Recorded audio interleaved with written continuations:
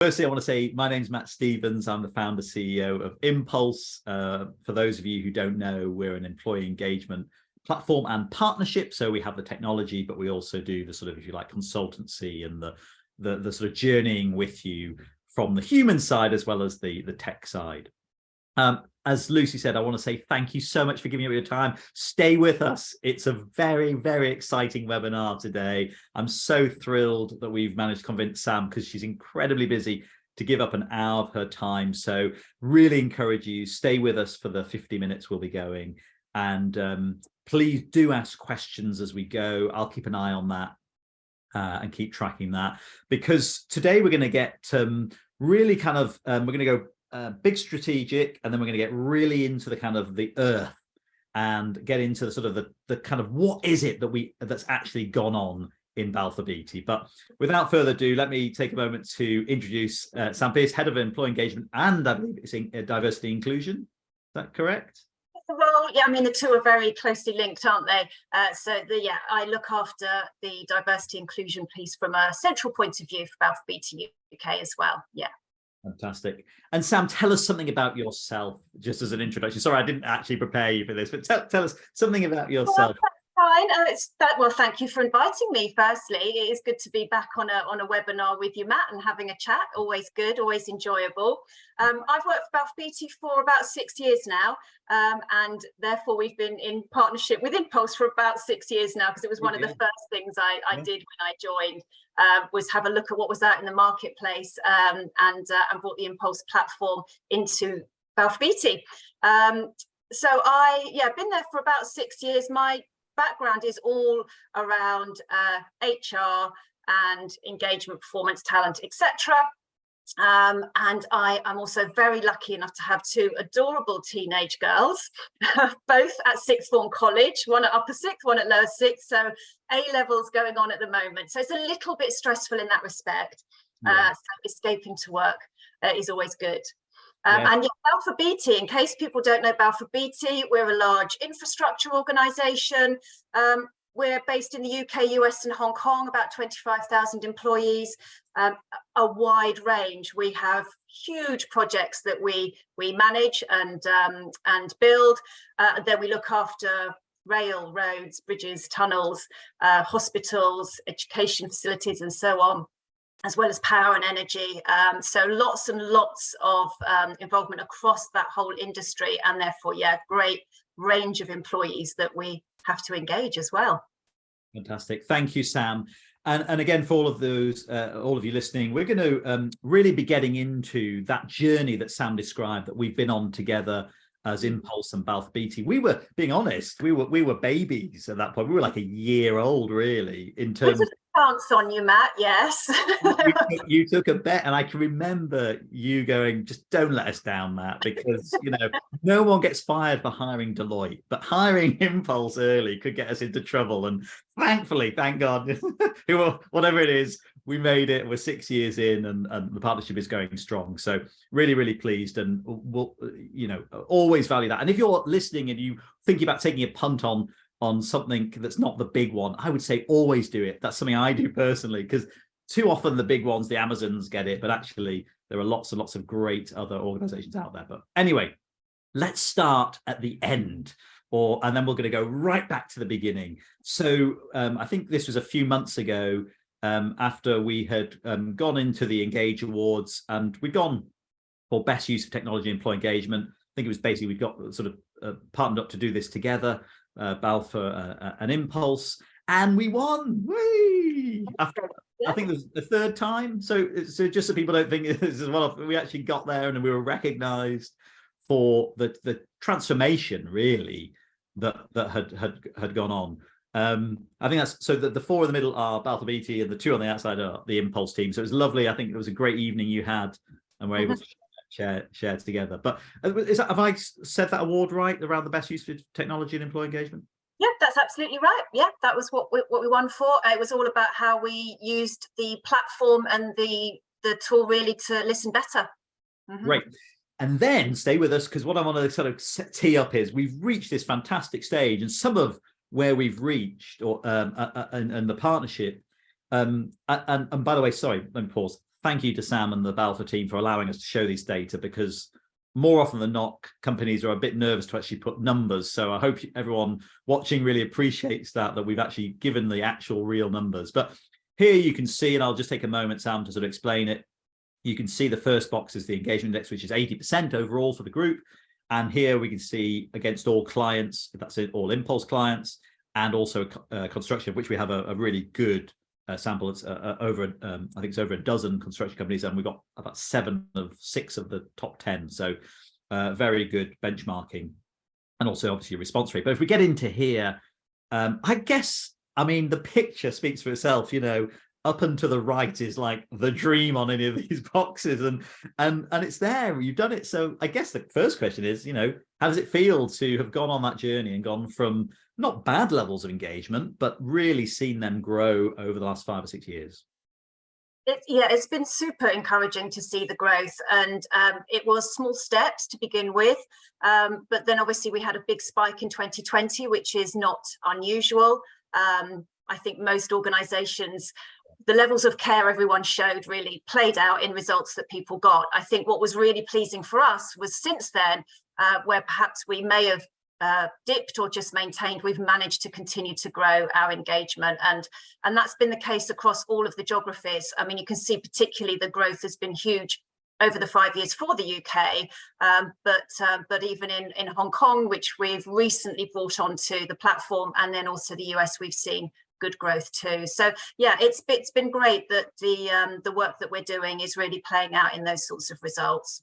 Yeah, and I like the way you put it. You know, we've seen good growth, but I would say to everyone listening, don't underestimate how much hard work you have to have consistent growth and to have that trend over time going upwards. Because whilst you can sometimes get a bounce, and you're absolutely right, Sam, to call out, and I'm sure everyone on knows that in that 2020 there was a bounce because of COVID, and majoritively most companies did handle that pretty well. And their response was good, and we saw that it went up about 3 percentage points, I think, overall we saw. But there was a dip typically after that as well, as people, so there was a slight recorrection, but then to see your growth go back up, and overall we look at it and we can see it's been consistently growing. That takes a lot of hard work, and I would say this word probably, Sam, and get your view, is you got to be intentional, right? This doesn't just happen. You might get away with 1 or 2 years where, whoo, look, who knew we went up, you know, and I should be careful, but we work with 1 or 2 organizations like that who don't necessarily do much in between surveys, whether they're serving 4 times a year, once a year, doesn't really matter. They're not doing a huge amount, and we're challenging them on that. But they're always like, wow, look, it went up. But we know, actually, if you to consistently have an improvement like you've had from 71 to 84, you've just got to be consistent in what you're doing, or has to be on the agenda all the time. It's got to be continuous conversations locally, and it's got to be on the leadership agenda all the time. It's not something that they can just focus on once or twice a year, for sure. So what we've done is we tried to tee it up and go, wow, award-winning, fantastic, we're being recognized externally, look at these results, look at what's happened. So now what we're going to do is get now into the earth, get right down into it and go, so what the heck, Sam, did you do to take them on this journey over the next 5 or 6 years? And just before we do, one other thing I'd say to everyone is, you might go, oh, does it have to take that long? And I go, no, often it's slower. Often this is actually slower. So genuinely don't, you know, when people say to us, oh, you know, we want to get from here to here, and we get this all the time in sales calls, and like, you know, we want this massive leap, and can you do it? I'm like, yeah, over like 3-4 years. And if you're willing to put in the time, and you can see people go, oh, you know, you just undersold it to me, and I'm not sure. But I'm like, it's better to be real, which is you can truly change and transform organizations, but it just takes time. But anyway, let's get into, so what was it you did? And please, again, to everyone listening, do ask questions as we go and as we get into the actions and what Sam's been up to. So Sam, why don't we start here? This isn't so much about the pandemic, it's actually about the lessons that you've continued to apply. And were there probably before, but I think the pandemic probably highlighted. But over to you. Yeah, it's just setting the scene, really. And nothing on here, I don't think, would be a surprise for anybody in any industry. But at the moment in the construction and infrastructure industry, it is pretty challenging. We have a lot of vacancies, it's fair to say, and people are expecting more. And I think that's was probably the case anyway, but it was heightened by the pandemic, and people are expecting more about the value of the work they do, more about how they work, and unfortunately for us recruiting, there's an awful lot of opportunity out there for people in the industry. There's a lot of work. There's a lot of big projects, a lot of government contracts being won, and we are all competing in the industry for the best talent. So engagement couldn't be more important, really, both in terms of keeping our amazing talent, but encouraging other people to join us because they see and they listen to the stories our people are telling about how great it is to work at Balfour Beatty. And Sam, sorry, just to jump in there, just to reinforce some of what you're saying, the number one problem that we're solving for new clients is when they're coming to us or in sales pitches, we're really hearing clearly is how the heck do we actually get people to feel engaged and included and part of the organization so they don't necessarily want to leave. And maybe, and they're very realistic. They're going, maybe just having a good relationship with your line manager, liking the strategy and vision, feeling included, might just make them not take that 20% pay rise. They know it may not, sorry, but they're going, we've got to use every tool in our armory to hold on to our people because, as the Bank of England's talking about today, and we talked about just at the beginning, the problem we have is there's too many jobs and not enough people. And so it's a huge opportunity for everyone. And then therefore, how do companies retain and hold on? Yeah, it's absolutely critical. And I think what we've tried to do is continue the good work. If we go on to the next slide, that we really learned from all those lessons during the pandemic. And obviously overnight, we all had to treat people very differently and work in a very different way. And this is actually an old slide from engaging your team during COVID-19 webinar, which was one of the many things we did to try and help our managers work in such difficult circumstances and still keep their people engaged and, most importantly, safe. And through that time, we had obviously loads of people working remotely at home whilst educating children and all sorts of other things. But we actually had loads of people on sites.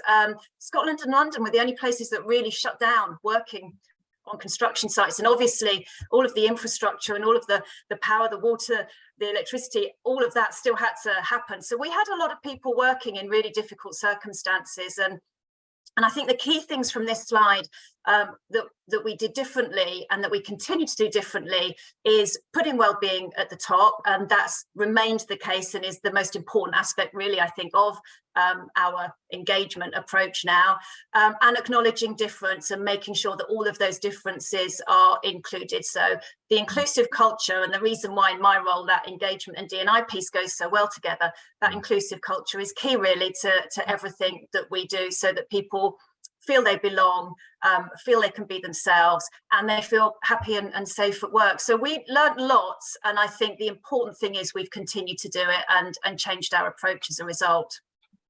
And would it be fair to say, Sam, and maybe those listening, you'll agree or disagree, is now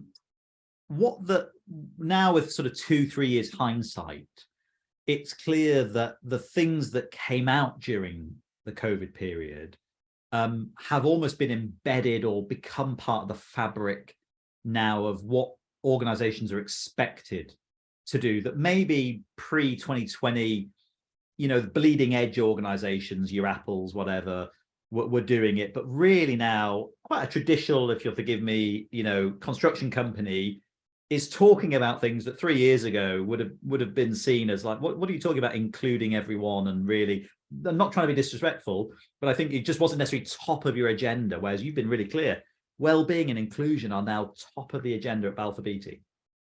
Yeah, absolutely. It has meant that we've had to change, and I think there's no doubt that we had along with all of the very difficult circumstances, we did have a period of a little bit more calm because we were under different pressures, but our lifestyles were put on hold a little bit. To some extent, I think we're really back with a vengeance now. Everybody I talk to feels very, very busy and has a lot to deliver, and is back to juggling the many different demands of work and home life. And so we do, I think, have to really give that focus to well-being to enable people to do that in a safe way. But yeah, I think it's it's been good to retain some of the lessons we've learned, but it does feel that we're really, business is booming, which is fantastic. But as a result, we are having to ramp up. And it's about just making sure that we remember that stuff that worked and was really important to people, like that compassion and kindness that we showed at the time. Yeah. So let's get into it in a bit more detail. So what were some of the things you actually did as we went through this engagement journey? And I'll let you sort of share as you look back over the last few years. So, and again, we're doing this again for all of you listening, so that hopefully there'll be something you go, I'm sure you'll go tick, tick, tick. Yeah, we're doing some of that, but there'll hopefully be something where you go, actually, we're not necessarily doing that. And that might help us get to this place. Yeah, absolutely. So I won't read everything on the slide because people can have a look at what we did across the years. This is now focusing back into the UK. So although we have a group approach to surveys and listening, I look after the UK engagement. So you can see here, this is what we've been doing since I joined a few years ago.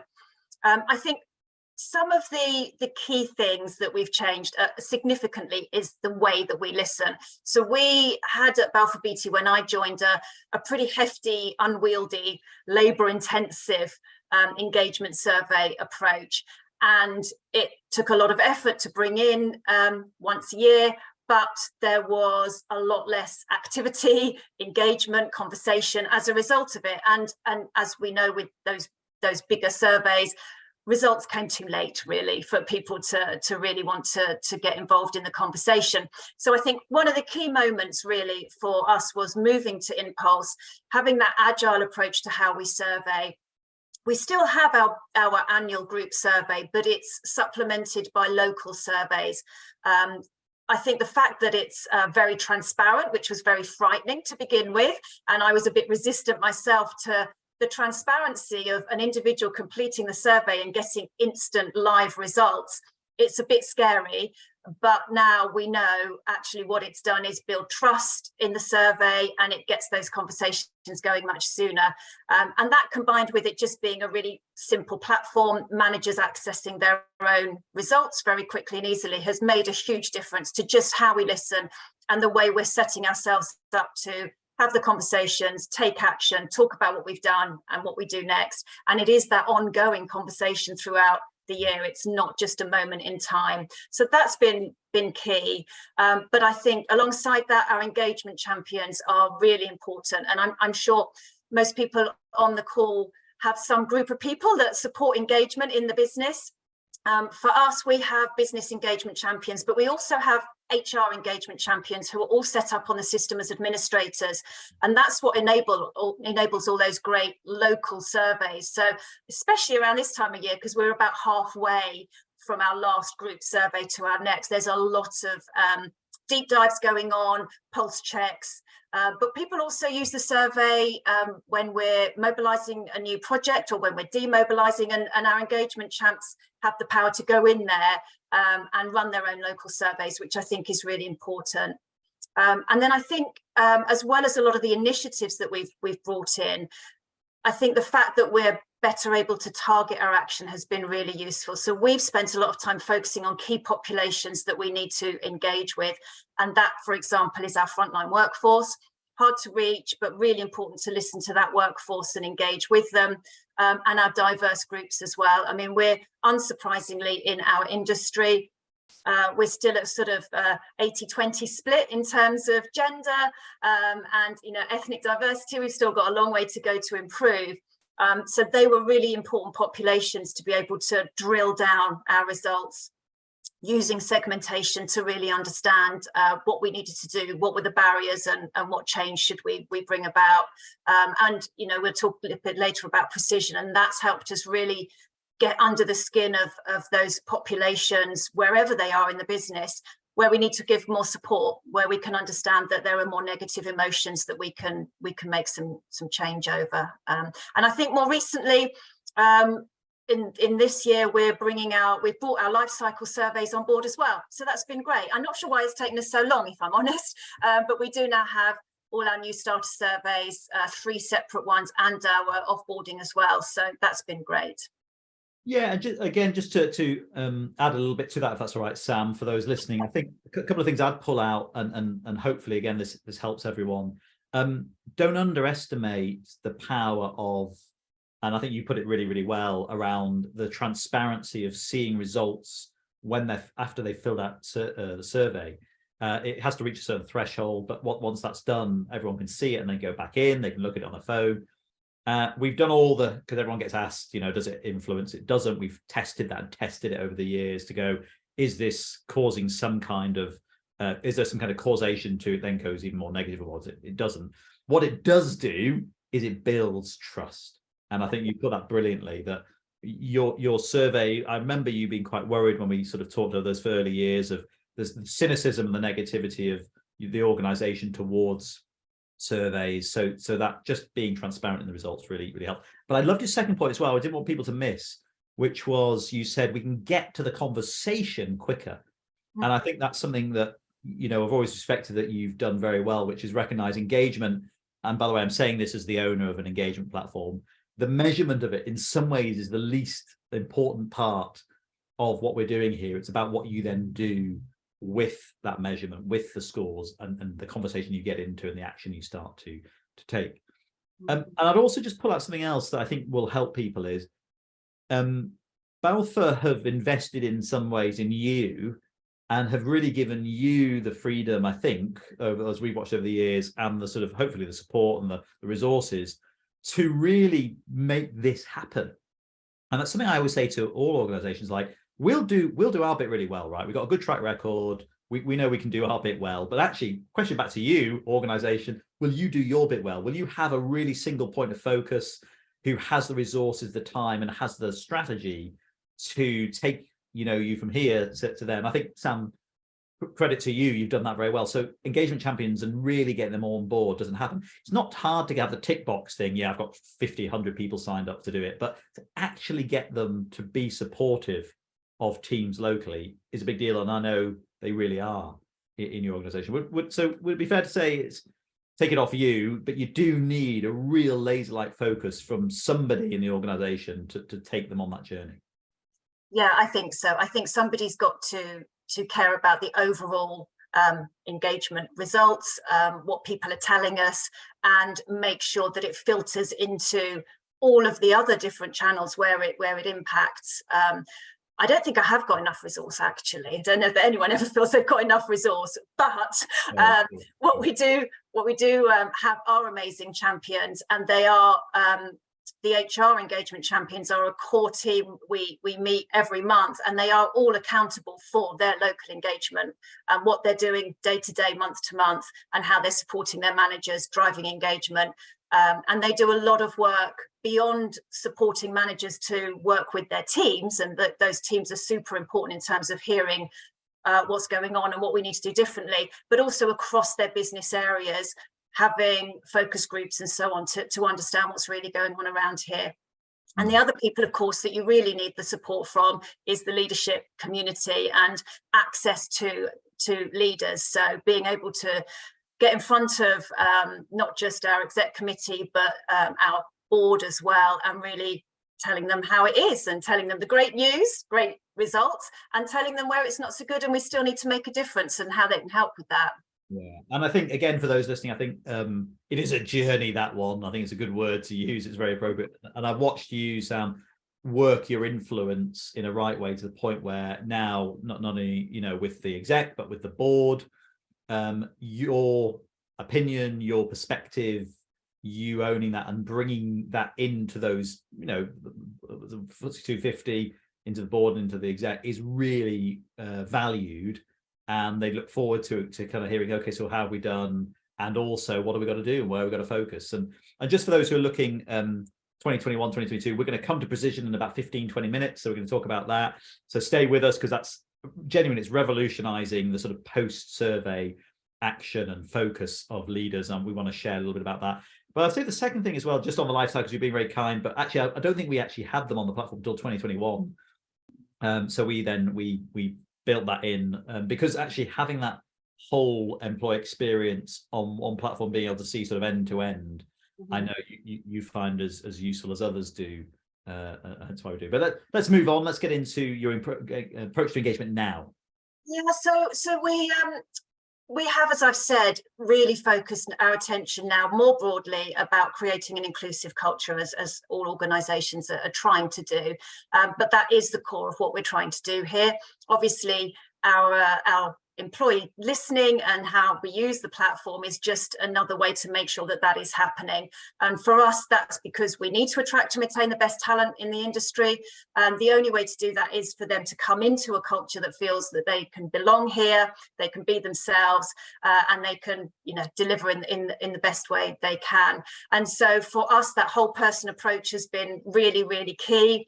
It's changed my role quite significantly. Having been in engagement for some time now, I can as easily be having a conversation these days about all of the taboos that we're breaking down so that people can talk about whatever they need to talk about in the workplace. So obviously we've had our affinity networks focusing on diverse groups for some time, but now we can easily be talking about health or menopause or domestic abuse or money problems. Lots of taboos that were meant to be something you kept out of the workplace are now very much being talked about, and the support that employees can give employees is quite incredible. I don't need to go and do things to help people support each other, because across the business, people who've never met before are supporting each other because they have those links in common. We just have to facilitate that in some way.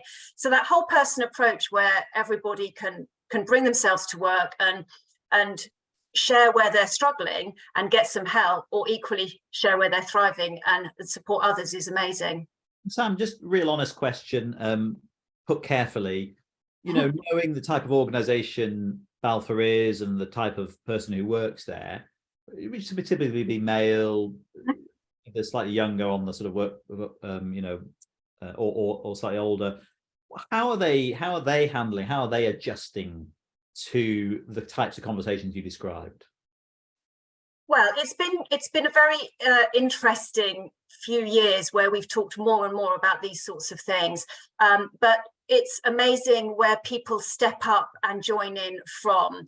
I think the difficulty for us that we will always have is reaching people who are out there working in our sites, because it's hard to get them off the day job, off whatever they're building, tunneling, whatever, to have some of these conversations. But actually, when we can do that locally, or equally where people across the business are joining us for some of these conversations, people are reaching out from all aspects of the workforce. And there are men coming to us to tell us that they're experiencing domestic abuse. There are men coming to us to tell us, thank goodness for that webinar on menopause, I now can go home and actually understand my wife a little bit better, and maybe be a bit kinder than I have been, or whatever it might be.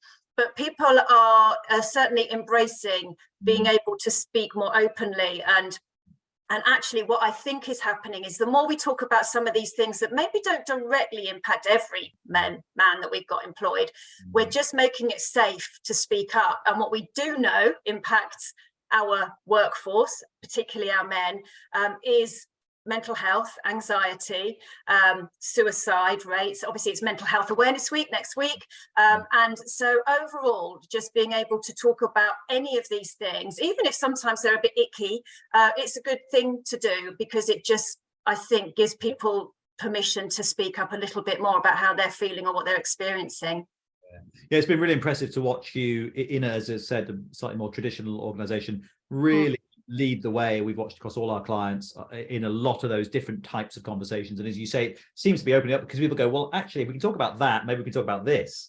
And that's fantastic. You also did a really nice segue to a question we've had from an anonymous attendee who said, hello, I am interested to understand, how do you manage to get to your front line? Which is a great question, because that's such a key thing we hear a lot. Particularly remote workers who perhaps do not have access to computers to complete the survey. So how are you practically handling the thousands of employees you have who are out on down holes, up holes? Yeah, to get the survey? Well, that was a quite a big step again in terms of moving to Inpulse platform, because we went online, we ditched paper surveys, and that was key. Now, when I say that, there's been a couple of occasions where, due to the nature of the workforce, some parts of the workforce actually weren't always present at the point because of the work they did. They were stood down at some times. We have resorted occasionally to some kind of paper-based approach, but 99% of the time it is all online. But it takes a lot of planning, and locally admin teams in sites and engagement champions for those sites have to work really hard. I mean, we start quite some way in advance agreeing the approach for every single workplace so that anyone can come together and use our technology in order to complete the survey. So most of the time, even though we have rolled out digital identities to every member of our frontline workforce now, there are still people who either don't want to use their own personal phone, or the nature of their role doesn't really allow them to do so. So in those places, we will be bringing people together in groups. They'll come in and there'll be iPads delivered. We just ship out hundreds of iPads to all of these sites so that people can contribute their thoughts on the survey, and quite often there might be a cup of tea and a bacon roll in it for them as well while they're there, so a bit of bribery too. But yeah, that's how we've made sure that they can access the survey. The other key is then attracting them to do the survey. So we engage with our frontline workforce to get them to go out and tell other people why it's important. If we do videos, for example, about please complete the survey that's coming up, it'll be people coming off sites. We're shooting the video with them. They're telling the rest of the workforce why it's important to do it and why they should get involved, not somebody like me sitting in an office telling them why they should get involved. So I think those two approaches are what helps really. Just to add a little bit to that, and I hope that's answered the question, it's a link that gets sent out. If it's on an iPad, we have it so that it can be refreshed and they can then restart from the beginning for the next person.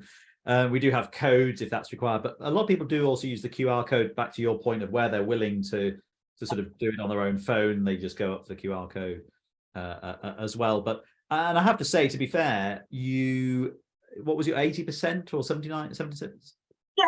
Yeah, just under 80%. So we have slowly increased our response rates, which is great.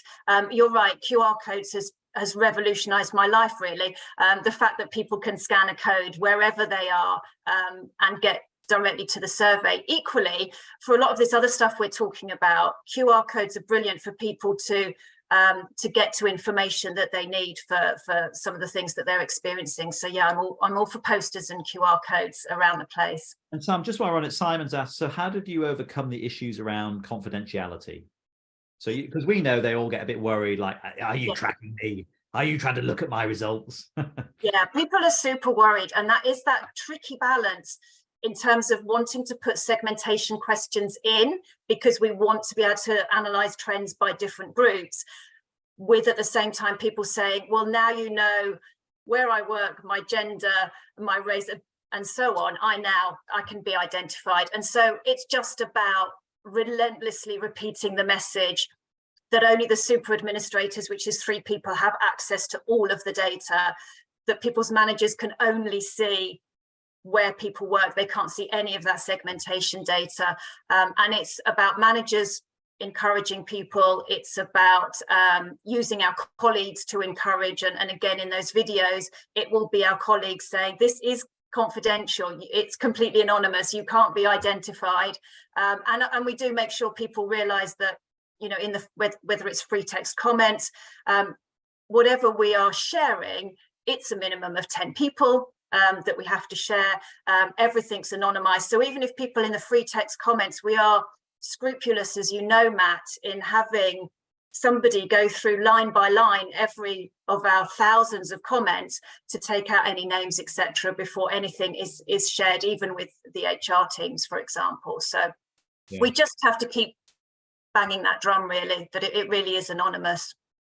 Yeah, I was just reflecting as you're talking, thinking, I think a couple of things is, there's no doubt over the years, that became less of an issue. I think in the first year or two, I do remember that was quite a concern that was high up there each year. We need to worry about the confidentiality. I think, you know, as people have gone on, the system has done what it's done and people haven't been found out and, haha, you said this and all that sort of stuff. None of that's happened. So therefore, there's been a lot more sort of people relaxing on that, if you like. I also would say there's an interesting one. Sometimes we get asked because one of our competitors or a few of our competitors have the thing where managers can then email the individual person and say, hey, I saw you said this. We've not done that. So we actually did a survey to some of our clients and said, and we got back, no, it would kill the confidentiality and anonymity, because, you know, any manager worth their salt knows the syntax of their 10 people. You know, it's not hard to know this has come through.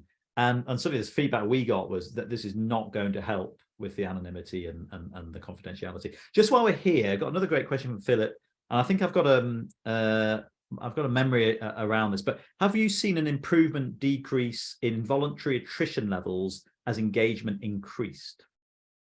Not everywhere, it's fair to say, and I think at the end of the day, engagement isn't everything. We have looked hard at correlation, and definitely there is some correlation across some parts of the business, and just generally moving our engagement results into Power BI and being able to correlate better with other key metrics has been really, really helpful. We have seen some, but equally it doesn't always correlate. And I think at the end of the day, there are some roles that are just really attractive and it's really hard to retain those people. And there are some types of people that, you know, some of our diverse groups, we get good results, but equally they're also quite hard to hold onto. But when we look at detail, you know, thinking, well, these are the people that are leaving, let's look at this group in terms of the engagement results. What's the free text saying? It's all about, for example, career opportunities. Usually it's not that there is a significant barrier or issue that we need to be overcoming. So it's great to be able to reflect back on data and comments and trends and align that to our attrition, but it doesn't always seem to correlate. Yeah, I think you put that well. And Philip, for you, we did this last year with Balfour Beatty's data. We took it. The correlations weren't that strong. They were in some areas you described. Yeah. I think if we're honest, probably for quite a number of the areas where attrition is high, it was about money. I think would be fair to say, where people are being offered. So in other words, candidly, what we can reflect on that is that you know, remuneration, you know, even if we're talking about sort of £3-4 is a higher driver than necessarily feeling engaged and connected to an organization. Not in every case. Just on that, Philip's also asked, does the platform allow Balfour to see their engagement scores against competitors and population groups with similar demographics? Yes, it does. And we've got a very strong sort of construction, but also we do it against all clients as well. I think you want to add on that, Sam? Or... No, just that's really helpful. And obviously having been working with Inpulse from the earlier days when there was less of a benchmark, it was one of those barriers that I wasn't so concerned about, but I know a lot of our leaders were concerned about.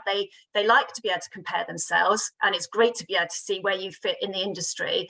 But at the end of the day, it's about comparing yourself against yourself. What progress have we made? What are the same people telling us month on month, year on year? That's more important as a benchmark for me, is our internal comparisons and understanding where the groups are comparing against each other.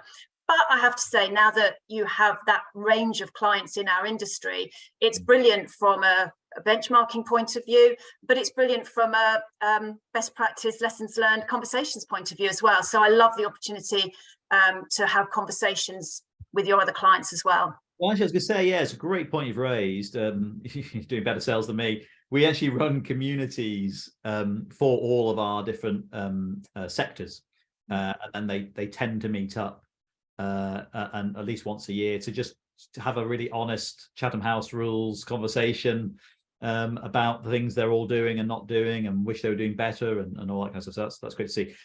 Just one last one, then we'll move on. What unique identification do you ask people to use to complete the survey when using QR codes? We're using date of birth, which is the only way with the tool we use, so we can link to the area of business they work with for results analysts. But this is not helping the feeling it's confidential. Well, so we don't use unique identifiers at Balfour Beatty, so we have to understand where people work by the segmentation. So we do have to go to quite a lot of effort to build our hierarchies, because unfortunately, the way our R12 system is set up, it's not entirely fit for purpose across the entire organisation to just drop that in. So we do take that and adjust it and then drop our hierarchies in. But yeah, no unique identifiers.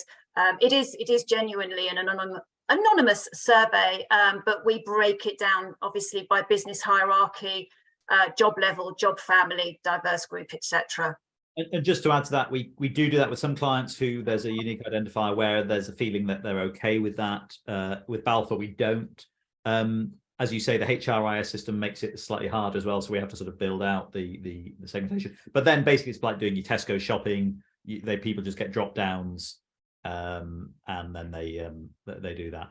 Simon's rightly asked, and we always get asked this. So how do you make sure only one survey completed? Ultimately, you can't, but we've checked the data over the years, and really. We just I think, to be honest, our passion goes into encouraging everybody to complete it once. I don't think many people care enough to complete it more than once. I just don't think it happens particularly. Not with you. There was a client years back where we saw like 6 pretty much similar answers. They're all very negative. Oh, okay. Very clear. And there was like 12 people say in the team, but there was like 18 answers, and it was very clear someone had just so, but then we just removed 5 of them because we knew there were only 12 people in the team. So but it just doesn't, we don't see it really as an issue. And by the way, if it did, as we said to this group, that's actually really useful feedback to go, there's one maybe 2 or 3 really bent out of shape people in that team who you want to get into the conversations about what's going on there. So listen, that was an awesome group of questions. Thank you so much. Thank you for engaging. Really, really good to see. Let's just move on a little bit. So building engagement, tell us sort of, this is a bit about what you're focused on this year.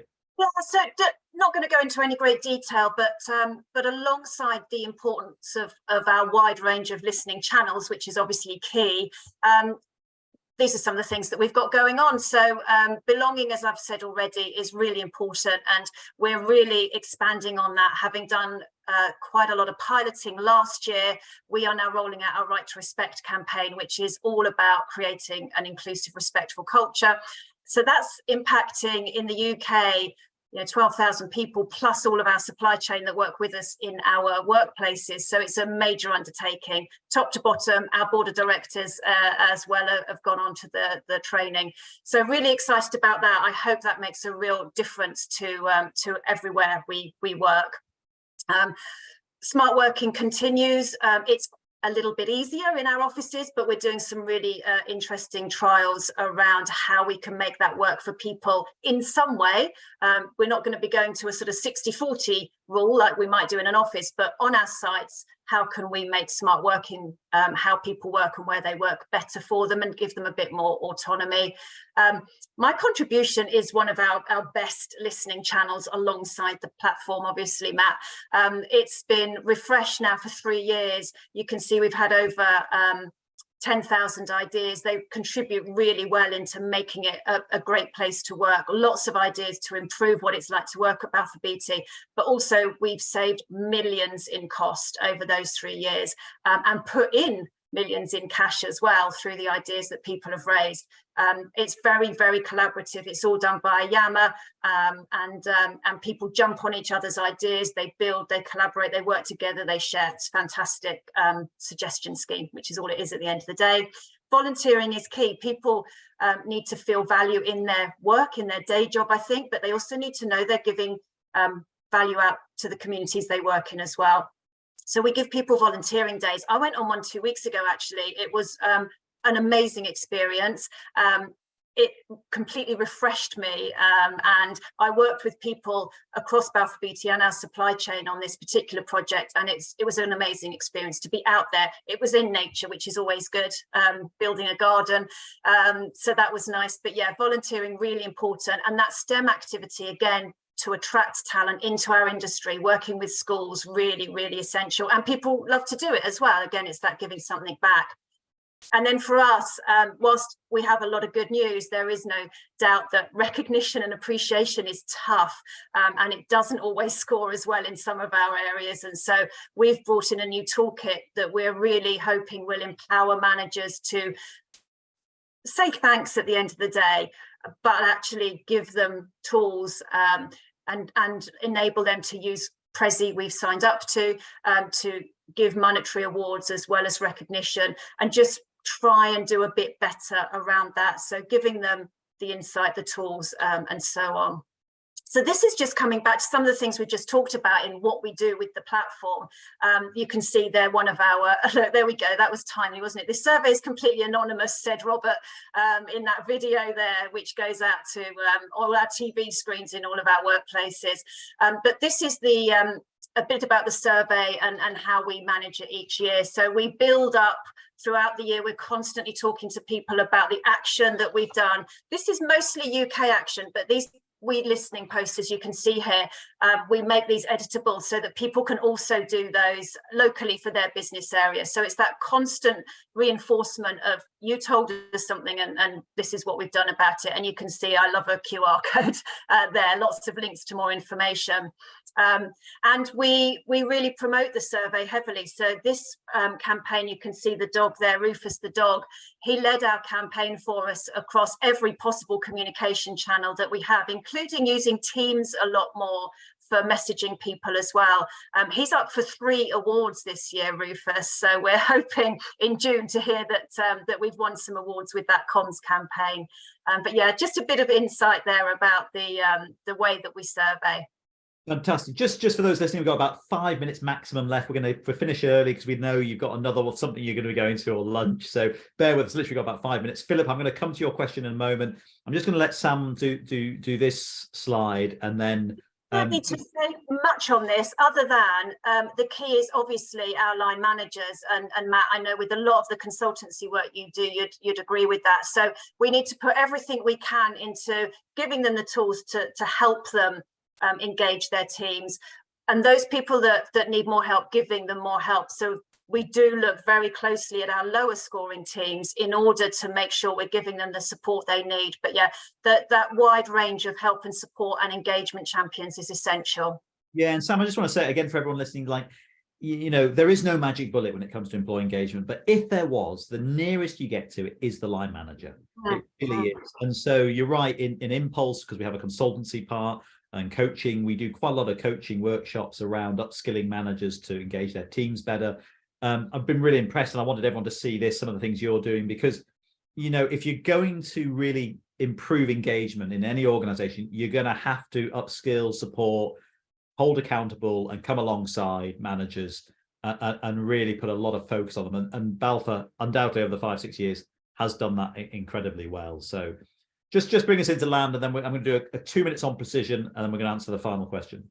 Okay, so some of the stuff that we've got going on in 2023, focusing on our leaders, that's both focusing locally where people need some more support, but actually where we've got lower scoring teams, we're taking it to the top of those businesses. So we're actually making our MDs in our businesses accountable for those scores, maybe at a lower level where they need to do better, and also making sure that we do helpfully correlate data better for them, so they've got those metrics, they know when they're visiting their different projects what the engagement scores are, how that compares with other metrics. So really a big drive for leadership accountability for engagement throughout their whole populations.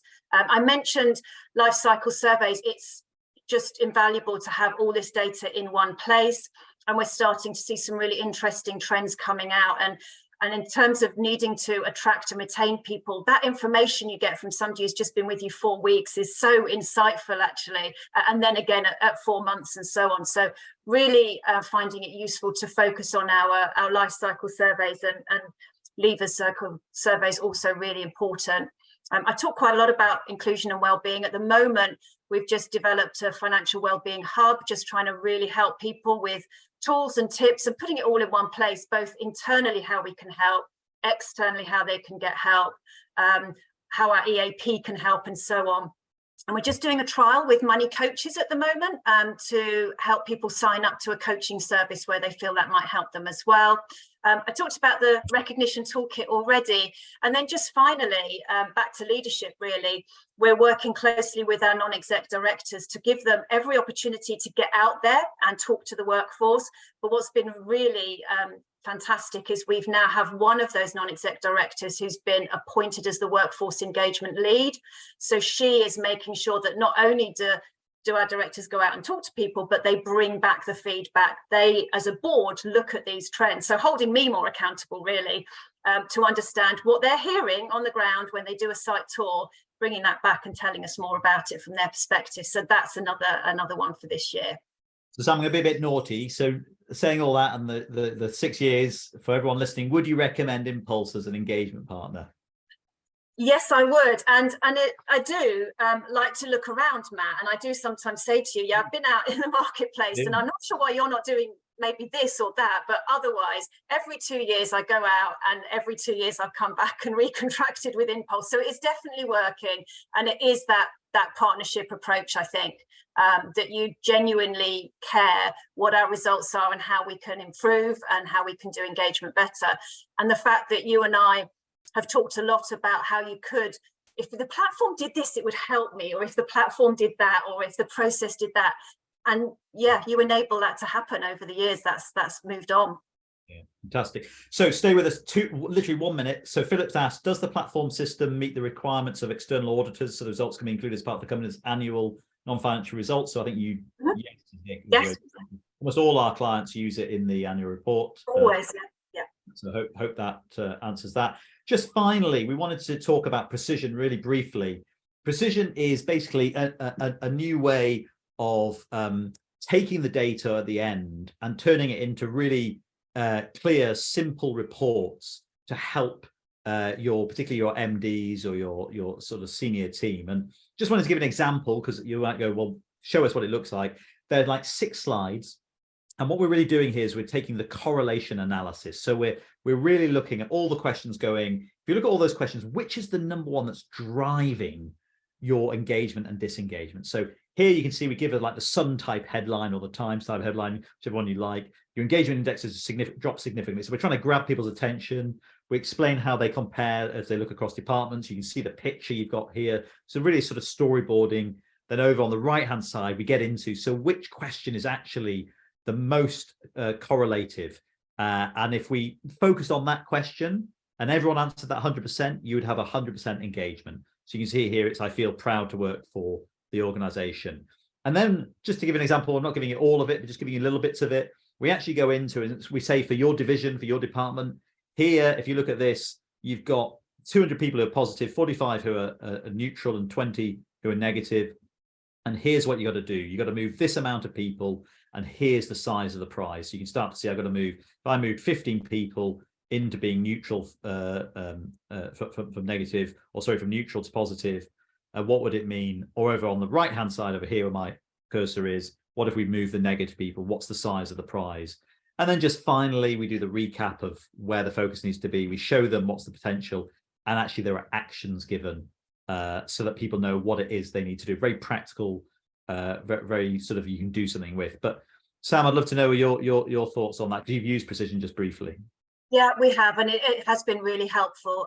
It's really important to be able to look across the organisation and drill down in that way into those populations. And there's no doubt that emotions piece is a really unique selling point for you, and it's something that our leaders and managers love, is to understand not just how people are feeling, quite common to have that question, but being able to distinguish between all those different emotions and then ask them why they're feeling that way. I mean, it just is so important to understand that before we get into everything else around engagement, and to be able to then take those different populations of negative, positive, or conflicted, those people who are feeling a bit of both, and really understand what are the issues for them, where are those people, what levels are those people at, what job roles do those people do. Yeah, it was amazing. And we could see in a year a difference that it made by being able to analyse in that level of detail. Fantastic. Sam, just for me, a huge thank you. Really, really appreciate, as always, your time, but also your honesty and being willing to share so much. I hope everyone listening has got a lot from it.